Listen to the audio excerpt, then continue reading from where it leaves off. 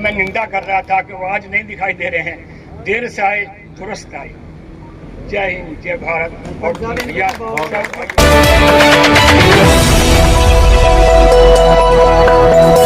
और राजनीति से काम तक,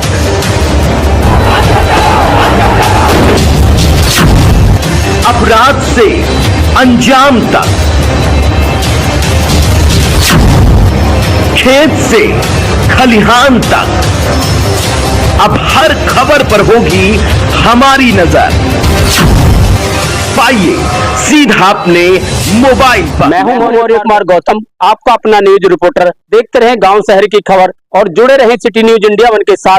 हमारे चैनल को लाइक करें, शेयर करें और सब्सक्राइब करना ना भूलें। आवाज दो, आवाज दो, जिंदाबाद, जिंदाबाद। वक्त खराब था, हम लोगों का भी, आप लोगों का भी। वो जैसे होता है ना कि वक्त खराब होता है कि पता लगा आदमी सड़क से भी दूर खड़ा है, पता लगा ट्रक उसके ऊपर ही चढ़ गया, तो वो वक्त खराब होता है।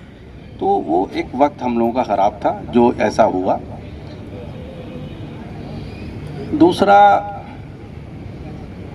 यहाँ पर जो भी मैंने लोग देखे, उस दिन भी मेरी मीटिंग हुई, यहाँ पर किसी तरह का एग्रेशन नहीं है।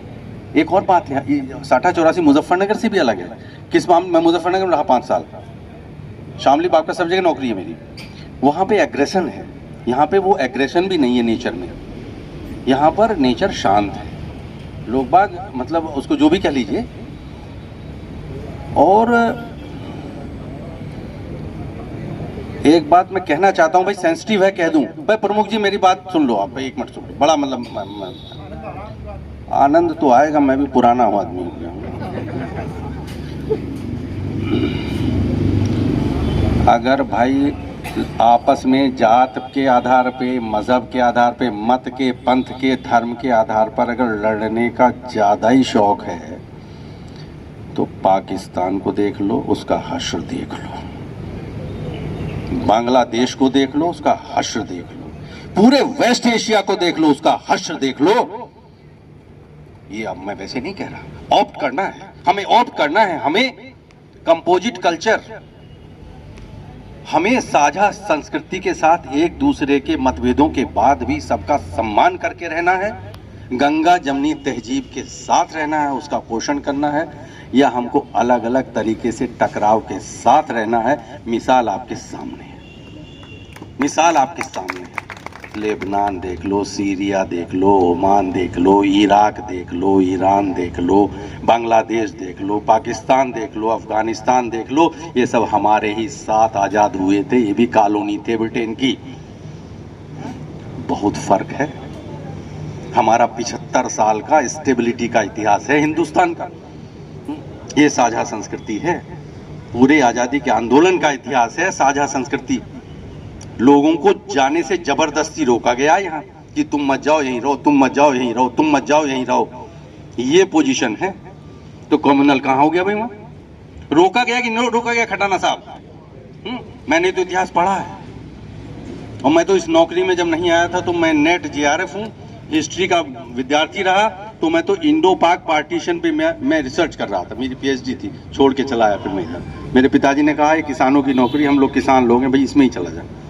हमें तो अमीन और पटवारी परेशान कर दे, कम से कम उनका अफसर तो है तू।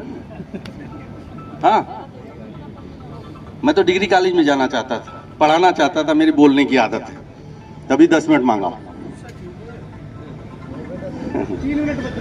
हाँ, तो मेरा ये कहना है कि देखिए, जो गंगा जमनी तहजीब है, जो हमारा वो है, और ये आप मतलब आपका तो बिल्कुल मिजाज बिल्कुल, मैं तो देखा वहाँ पे मुजफ्फरनगर में गांव है, वो एक साथ खाते हैं, एक साथ हुक्का पीते हैं, सारे काम करते हैं एक साथ।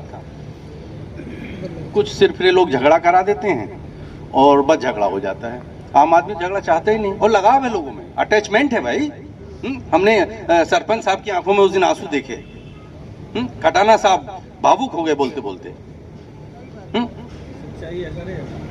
भरे मंच पर 60-70 साल उम्र होगी खटाना जी की, मतलब उनकी आंखों में आंसू आ गए बाद में।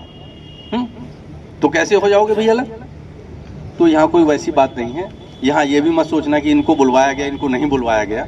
कोई ऐसा वो नहीं है, ना ये कोई पॉलिटिकल मंच है, ना कोई ऐसा है कि भाई यहाँ मुझे बोलने देते तो मेरे वोट मिल जाते बल जाते, कुछ नहीं है। हैं कोई अलग से बात कहनी हो तो आप बोल देना। जो बच्चे ऐसे थे जो आपको वीडियो में दिखे, दोनों पक्ष से हैं, उनको आपको जरूर उनके प्रति कार्रवाई करनी चाहिए, जिससे कि अगली बार ये संदेश ना जाए कि कार्रवाई नहीं, निष्पक्ष कार्रवाई नहीं। क्योंकि जब हम भाई मानते हैं, दोनों कौमों को एक मानते हैं, हम कहते हैं हमारा जुड़ाव एक ही खून से निकला है, तो कार्रवाई भी एक जैसी होनी चाहिए। और मैं तो ये कहूँगा कि हमारी महाराणा प्रताप यात्रा पिछले 20 साल से लगातार निकल रही है और हम सब लोग भी 20 साल से लगातार देहरे जाने का काम करते हैं।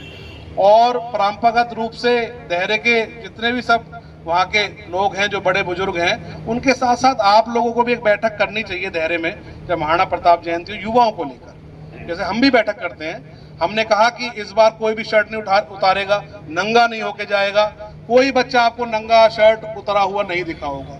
हमने कहा कि आप तलवार भाले ये सब लेकर गए, एक दो बच्चों ने करी पर उसकी भी छीन ली गई, एक दो बच्चे फिर भी रह गए, पर बड़ी मात्रा में कुछ भी नहीं था। गाली गलौज ये सब चीजें नहीं होनी चाहिए। तो बहुत पूरी सड़क पर कुछ भी ऐसा नहीं था कि उसने हुड़दंग काटा हो, कि इतनी 10,000 की जब भीड़ आ रही है, उसके बाद भी सड़क पर 15 किलोमीटर पे कुछ भी नहीं हुआ। तो आप लोगों को भी एक बैठक जरूर गांव में संभ्रांत लोगों को लेनी चाहिए। आज का युवा वो कहीं ना कहीं भटका हुआ है, देखो वो चाहे एक इस तरफ का है चाहे उस तरफ का है, पर युवा भटका हुआ है। और उस युवा को अगर सरपंच साहब की, भाई मैं भी कहानी बात सुनने जाऊंगा कि देहरे में लोग मुसलमान कन्वर्ट कैसे हुए, तो आप लोगों को भी उसको उन युवाओं में बताना चाहिए कि हमारी हिस्ट्री क्या है, हम सब लोग कैसे आगे बढ़ रहे हैं। अगर आज हम सब लोग सिर्फ कहते हैं कि हम एक हैं, तो उसका हमें साथ रह के उसका परिचय भी देना चाहिए, हाँ हम एक हैं। मैं तो सिर्फ इतना ही कहूंगा कि ये जो हुआ ये बहुत दुर्भाग्यपूर्ण है, नहीं होना चाहिए था। आगे से हम सब जिम्मेदार लोगों की जिम्मेदारी बनती है कि आगे ये सब ना हो। और ये जो झगड़ा है उस दिन भी हमने बताया था, आपने ये पीस मीटिंग उस दिन बुलवाई थी परसों, और जो ये संवाद करा है आपने, ये बहुत अच्छी पहल है, क्योंकि इसी से ही समझौते का रास्ता निकलता है। क्योंकि हम ये मानते हैं, उस दिन आपने कहा था, हमने वीडियो बना के भी डाली थी, क्योंकि सांप्रदायिक कोई वीडियो ना डाले, कोई आपत्तिजनक कोई ऐसी वीडियो ना डाले, कोई ऐसा फेसबुक पे ना लिखे। तो उस दिन से कोई हमारी तरफ से किसी युवा ने, किसी बच्चे ने हमारी तरफ से भी कोई फेसबुक पे वीडियो नहीं डाली, क्योंकि हम यहाँ से जिम्मेदारी लेके गए थे कि हम जिम्मेदारी लेके जाते हैं, कोई ऐसा हमारा युवा साथी कोई ऐसा काम नहीं करेगा। और ये कोई झगड़ा हिंदू मुस्लिम का नहीं है, ये तो एक अचानक ना यहाँ के लोगों का है। ये तो बाहर से कुछ लोग ऐसे आए थे, कुछ युवा ऐसे थे जिसने किसी ने मतलब दारू वारू पी रखी थी, वो कहा है सबने, हमारे भी बच्चों की गलती है। दोनों तरफ से हम अपने बच्चों को समझाएंगे और इधर से ये अपने बच्चों को समझाएंगे जो जिम्मेदारी ली है। हम भी पूरी जिम्मेदारी लेते हैं, क्योंकि ये सरकार आनी जानी है। हमारे सामने बहुत सरकार आई हैं, बहुत चली गई और आगे को आएंगी भी। ये हमारा जो साटा 84 है, हमारे धौलाने विधानसभा में 1,65,000 मुस्लिम और नॉन मुस्लिम ठाकुर हैं, और सब एक ही वंशज हैं, और हम लोगों को यहीं रहना है। सरकार आनी जानी है, हम लोगों को यहीं रहना है। हम ताना बाना और ये स्वार्थ बिगड़न नहीं देंगे बिल्कुल भी, ये हमारी जिम्मेदारी है। घटना छोटी थी, बदनामी बड़ी हो गई, और मैं तो इसमें शर्मिंदगी मानता हूं कि घटना हुई महाराणा प्रताप की जयंती पे हुई और हमारे क्षेत्र में हुई।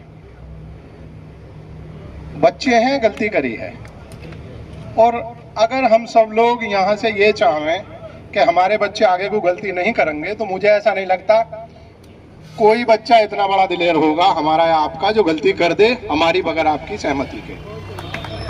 इतना बड़ा ताकतवर बच्चा नहीं होता। गलती माफ होती है, अपराध माफ नहीं होते।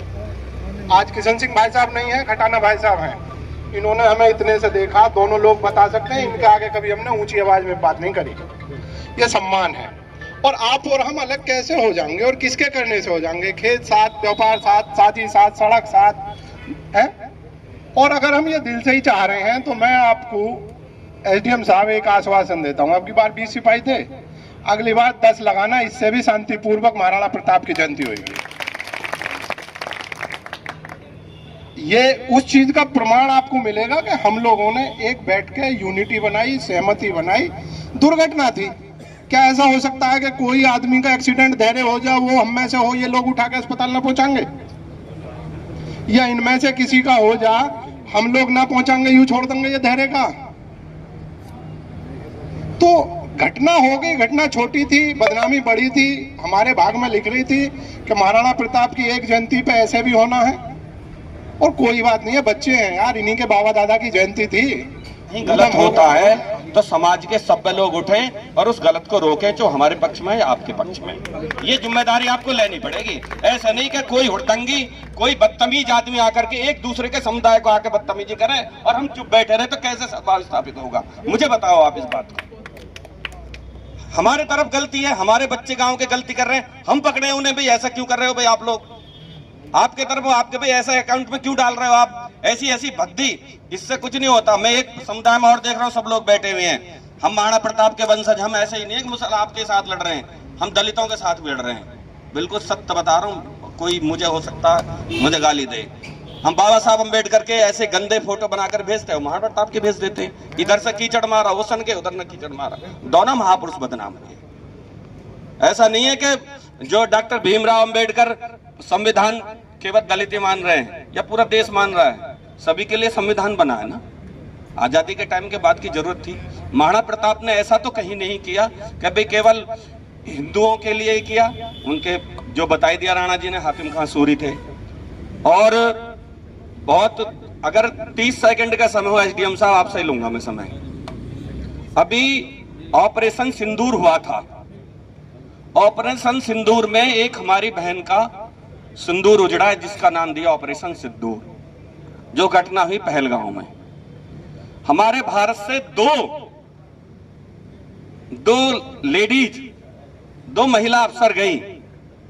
नाम बताएंगे कौन कौन थी वो? है जी, आवाज कम आ रही है। वोमका सिंह और सोफिया कुरैशी। कहीं ये देखा कि उसमें हिंदू मुस्लिम है? हमारे सबसे ज्यादा एक तरीके से हम सोच रहे हैं पाकिस्तान से लड़ाई है, और परमाणु बम की ताकत हमारे पास। एसडीएम साहब कहां से आई? वो परमाणु बम बनाने वाला व्यक्ति कौन था? मैं पूछना चाह रहा हूं, मैं अपने गांव की घटना बता रहा हूं। मेरे यहाँ जो अर्थी बनती है, कुछ नहीं, नारायणपुर से सलीम भाई आते, सब जानते हैं। कैसे हम इस चीज को अलग कर सकते हैं? ये जो एक नफरती भाव लगभग 30 साल से चल रहा है, उसको हम लोगों को, हमारी नैतिक समाज के जिम्मेदार लोगों की जिम्मेदारी है कि उसे खत्म करें। यदि हम चुप रहेंगे तो जो असामाजिक तत्व हैं वो आगे बढ़ेंगे। हम अपनी तरफ की जिम्मेदारी ले रहे हैं, सबसे अपील भी कर रहे हैं कि भाई इस तरह के जो बच्चे हैं, जो समाज है, उनको रोकने का काम करें। अगर उनके घर जाना पड़े, उनके पैर पकड़ने, पैर समझाएं, नहीं तो समाज में एक आंदोलन चला करके भी ये गलत काम कर रहे हैं, तभी एक काम हो सकता है असंभव। ये बहुत ही,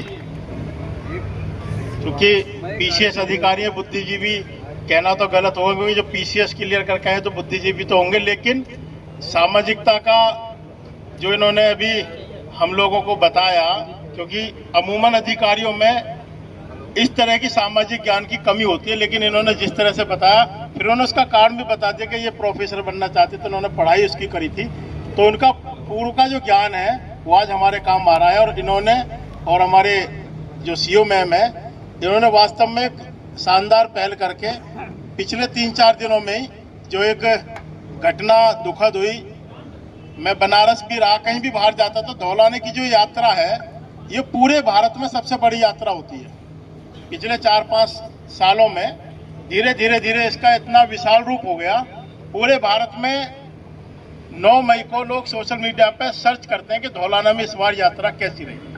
हजारों नौजवान, बुजुर्ग, क्षेत्र के सभी धर्मों के, सभी जातियों के लोग इस यात्रा में शामिल होते हैं, इसलिए इस यात्रा की खूबसूरती अलग है। इस बार दुर्भाग्य से एक ऐसी घटना घट गई, और मुझसे पूर्व में सबने कहा कि ये कोई प्री प्लान नहीं थी, क्योंकि प्री प्लान होती तो और बड़ी घटना हो सकती थी, वो अचानक घट गई घटना। लेकिन उसके बावजूद भी सबसे अच्छी बात दोनों पक्षों की ये रही कि ना धैर्य पक्ष ने ना हम लोगों ने इस घटना को बढ़ाने का प्रयास करा, घटाने का प्रयास करा। जैसे ही हम वहाँ से निकल करके थाने तक पहुँचे, धैर्य से हमारे पास भी, प्रमुख साहब के पास भी, तोमर साहब के पास भी तमाम लोगों के फोन आ गए कि भाई बच्चों से गड़बड़ हो गई, इस मामले को यहीं खत्म करो। तो ये सबसे अच्छी बात इस घटना के बाद रही कि एक भी व्यक्ति इस क्षेत्र का ये नहीं चाहता था इस घटना को आगे बढ़ाया जाए। मैं समझता हूं कि सारी बातें यहाँ लगभग हो गई होंगी, उन्हें दोहराने से कोई फायदा नहीं है, लेकिन अभी भी मुझे एक कमी जो दिख रही है उसको मैं कहूंगा, और कमी ये दिख रही है कि जो भाईचारा बढ़ाने की बात हम कर रहे हैं तो ऐसा लग रहा है कि एक खेमा उधर बैठा है, एक खेमा उधर बैठा है, हमें मिलजुल कर सबको बैठे फिर बहुत अच्छी बात। मैं कह रहा हूँ फिर ये बहुत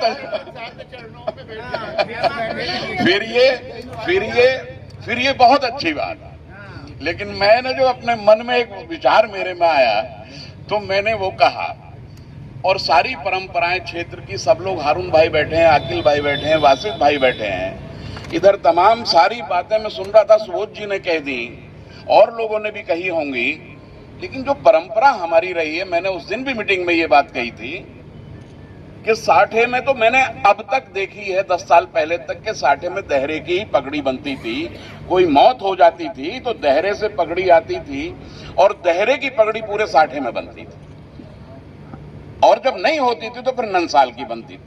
हम तोमरों में भी कलछीने की पगड़ी बनती थी, मेरे होश में बनती थी। ये हम लोगों की संस्कृति रही है, और इस सामाजिक विरासत को बचाने की जिम्मेदारी सभी प्रबुद्ध लोगों की है, सबकी है। मैं बहुत ज्यादा नहीं कहूंगा। ये एसडीएम साहब ने, सीओ मैम ने जो शुरुआत की, परसों दोनों लोगों को अलग अलग बैठाया। मैंने भी कहा कि एक साथ हम लोग बैठेंगे, और मैं तो बल्कि ये प्रयास कर रहा था, ये अच्छा हुआ कि इन लोगों ने कराया कि हम लोग आपस में ही समझौता करके एक साथ बैठते, एक साथ चाय पीते, और उसमें प्रशासन की भागीदारी होती चाहे ना हो। लेकिन मैं बहुत ज्यादा नहीं कहूंगा। एक सुझाव मैं दूंगा, शायद ये सुझाव भी आया हो किसी का, और सुझाव मेरा ये है कि दोनों पक्षों के जो बच्चे हैं जिनको आप दोषी मानते हैं, दोनों पक्षों के, ये मेरा सुझाव है, इस पूरे प्रकरण को समाप्त किया जाए, किसी के भी ऊपर कोई मुकदमा ना। ये मेरा सुझाव है। पहले शिकायत कर रहा था, कप्तान लटूर सिंह को याद कर रहा था, उदयवीर सिंह कलेक्टर को याद कर रहा था, मेरे ये भाई नहीं दिखाई दे रहे थे, आज वो आ गए हैं। मुझे बहुत तसल्ली है कि हमें समझाने के लिए ये काफी हैं। ये हमारी जो जमीन है, हालांकि मेरे राजपूत भाई कहते हैं इस पुरानी हदीस को मत सुनाओ, लेकिन मैं सुनाना चाहता हूँ। ये जमीन हमारी नहीं, ये तमरों की जमीन है, इन्होंने दान में दी थी हमें। हम यहाँ दान पक्ष हैं, हम ये मान पक्ष हैं, हम मान पक्ष हैं, दान पक्ष हैं। आज मैं तुम्हारी बातों को सबको सुनाना चाहता हूँ। ये हमारी जमीन नहीं है, हमारी जायदाद नहीं है। दूसरा एक चीज, ये इनकी जमीन है, इसमें हम आबाद हैं, और इसी बात को वो झगड़े में आते थे और धौंस देते थे, तुम कान पकड़ के भगा दूंगा तुम्हें जो अगर झगड़ा किया तो ये चीजें जो है ये होती रही हैं। दादाजी रक्षा के लिए रोका, हमने जान बचाई इनकी आगे। कोई बात चलिए, अब तुम उस बहस में मत पड़ो, जो बात असल है वो मैं क्या कहूँगा। अब जो है ये जो चीज है, आप जिसको जिन महानुभूति को याद करते रहोगे, यहाँ बलबीर सिंह आए, बलजीत सिंह आए, दोनों को 50 से MLA बना दिया गया। जिस वक्त महमूद आए और ये पंचायत वहाँ ये जो कलौंदा है उसके मैदान में हुई थी, तो नंबरदार से जब पूछा गया कि नंबरदार बोलो आपका क्या इरादा है, मास्टर जी मेघनाथ सिंह पुराने कांग्रेसी हैं, हर बार इनका टिकट काटा जा रहा है और ये नए नए आदमी भेजे जा रहे हैं, आपका क्या इरादा है। उन्होंने खड़े होकर कहा, भाइयों सुन लो, ये जो बलजीत सिंह आए वो कंचन सिंह के रिश्तेदार थे, जो आए हुक्म सिंह के रिश्तेदार थे, और ये जो महमूद आया है ये तुम्हारे मामा का लड़का है। इन रिश्तेदारों को इस साल निमट लेने दो, अगली बार मेघनाथ सिंह का नंबर होगा। सबने लब्बैक कहा और महमूद यहाँ से MLA बन के चले गए। जब दोबारा चुनाव आया और तो महमूद साहब को फिर टिकट दे दिया, नंबरदार ने मना करा, मैं तुझे समझा रहा हूँ तू हार जाएगा, अब इसमें इसको मना कर दे उनसे। वो उन्होंने कहा ये पार्टी की बात है, कांग्रेस पार्टी थी उस जमाने में। तो यहाँ से एक वफद गया, कमलापत त्रिपाठी प्रभारी थे इसके उत्तर प्रदेश के, जो वहाँ टिकट भेजते थे। उनके पास जब पहुँचे, कोई नंबरदार आगे गए और बताया कि ऐसा है, ये मेरा मामूजात भाई है, एक दफ़ा जिता चुका हूँ और मैंने वादा किया था कि अगली बार जो होगी मेघनाथ सिंह की होगी। ये नहीं माना, तुम इसको टिकट काट के मास्टर जी को दे दो। उन्होंने कहा, त्रिपाठी जी ने बड़े जोम पे थे वो, कि नंबरदार क्या कह रहे हैं आप? मैं ठीक कह रहा हूँ, तुम्हारा कैंडिडेट हार का आएगा अगर तुमने महमूद खड़ा किया तो उन्होंने पंडित जी ने कहा, जाओ नंबरदार, आज हमारा वो जमाना है। महमूद तो आदमी है, एडवोकेट है, बहादुर है, लेकिन अगर कुत्ते के गले में पट्टा बांध के फेंक देंगे तो जीत का आएगा। जाओ हरा दीजिए। जब इस बात को सुनकर आए तो फिर एक बहुत बड़ी पंचायत हुई और पंचायत में नंबरदार ने शपथ उठाई कि अब की बार मेघनाथ सिंह एमएलए बनाने हैं और सब भाई, और अगर आप सबने हाथ उठाया कि हम आपके साथ सहमत हैं। तो उस वक्त उन्होंने कहा, अगर मेघनाथ सिंह हारे, सुन लो, तुम मुझे नहीं देखोगे, मैं समाधि ले लूंगा नहर में। लोगों ने बहुत उनसे कहा, नहीं, हम तुम्हारा साथ देंगे। आखिर यहाँ से वहाँ से प्रेम मोहन खड़े हुए और यहाँ से मेघनाथ सिंह खड़े हुए और ये दोनों महानुभूति जीत ली। जब मैं उस मीटिंग में गया जहाँ कलेक्टर बोल रहे थे, तो उन्होंने प्रेम सुंदर राय ने कहा था, आप सुनाइए रिजल्ट। कलेक्टर रुका हुआ था क्योंकि ऊपर से दबाव पड़ रहा था। चंद्रभान गुप्ता मुख्यमंत्री थे और 20 साल रहे हैं बराबर, हर 5-4 योजना मिली है उन्हें। और कैलाश प्रकाश जीतना चाहिए, महमूद जीतना चाहिए, ये हो रहा था। प्रेम सुंदर नारायण ने खड़े होकर कहा, कलेक्टर साहब, हम मरे या जीवे, तुम में गोली मार, तुम मैंने इलेक्ट आउट करो। उन्होंने इस्तीफा रखा और मेज पकड़ के आउट कर दिया। आवाज लगनी शुरू होगी, हार गया रे श्रद्धा का मजनू, हार गया रे। तो उसे हम लोग रोका गया। हालांकि यहाँ भी हमारे उन्होंने किसी ने कोई आवाज़ नहीं लगाई। ये सारा नज़ारा मेरे सामने गुजरा है। मैं माफ़ी चाहता हूँ अपने इन तोमर भाइयों से, जिनसे मैं निंदा कर रहा था कि वो आज नहीं दिखाई दे रहे हैं। देर से आए, दुरुस्त आए। जय हिंद, जय भारत और